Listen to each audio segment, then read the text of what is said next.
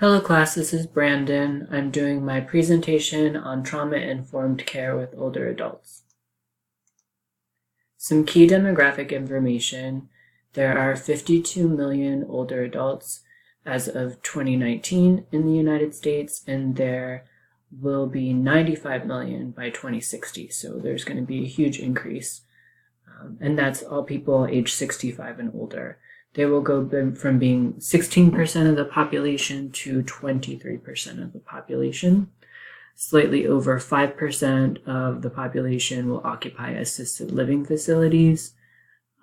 And the rate of them being in these facilities increases over time. So by the time they're the oldest old, they are much more likely to be in assisted living facilities.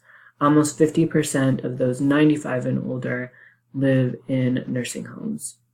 5.1 million elderly people in the US have dementia. What makes them vulnerable? Health-related trauma makes people vulnerable. People who have illness or have gone through medical procedures, which is obviously very common as you get older. Role changes. So having to go from being a breadwinner of a family or the mom or whatever to something completely different that you're not used to, the loss of spouse and peers, increased dependence on others, the life review process. So that's like if you're retired or you are in an assisted living facility and you're not doing as much as you used to, it might be the first time that you are sitting and having time to look back on your life, and maybe you're noticing for the first time or remembering for the first time traumatic things that occurred in your life. Elder abuse, obviously, it makes people vulnerable. The best estimates is that 1 to 2 million people in the United States, age 65 or older, experience elder abuse, but a lot of it goes unreported. Barriers to care and services, finances are a big one. Medicare, as it is now, isn't perfect, and a lot of the care that people really need is expensive, and they can't afford it.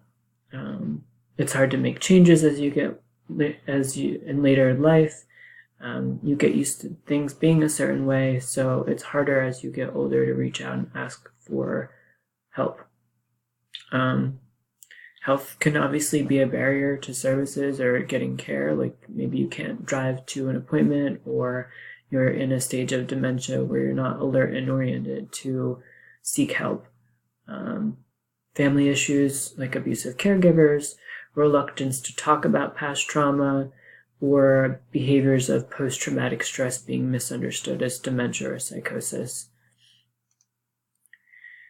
In order to ensure trauma-informed care with this population, we would try to avoid re-traumatization. The most important thing, I think, for the population is to make them feel safe. So if they are in a facility, we wouldn't want to be touching them without permission. We wouldn't want to use restraints, even like chemical restraints. So if somebody is acting out or is being seen as oppositional, you wouldn't just give them medication to calm them down. You would try to figure out what's going on. Listen to them. These people are the experts on what they want and what they need. Create opportunities for them to make choices. Do you want to do this activity or do you want to do that activity? Do you want to make this health decision or that health decision? Be non-judgmental. Don't portray disbelief. Don't make something their fault. Promote positive activities and social interactions. Social isolation happens a lot as people get older, and promoting social interaction, doing activities that they enjoy doing, can really increase their happiness later in life and be trauma-informed as well. The evidence on trauma-informed care with older adults. So there is strong support that adverse child, and I have a spelling error here that I'll try to fix. There's strong support that adverse childhood experiences correlate with trauma in older adulthood. Trauma-informed care has been found to help individuals with high ACE scores.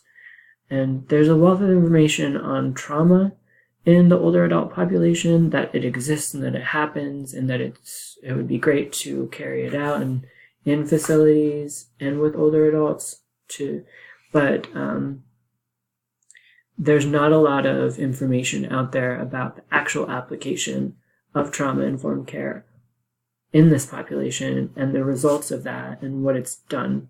But we know that trauma-informed care helps people who have experienced trauma, and in general helps people. So it's likely that since we know the older adult population experiences trauma, that trauma-informed care will be helpful for them. So although I didn't find a lot of evidence that it's actually been applied and worked, there's a good chance that it would. And that's all I have.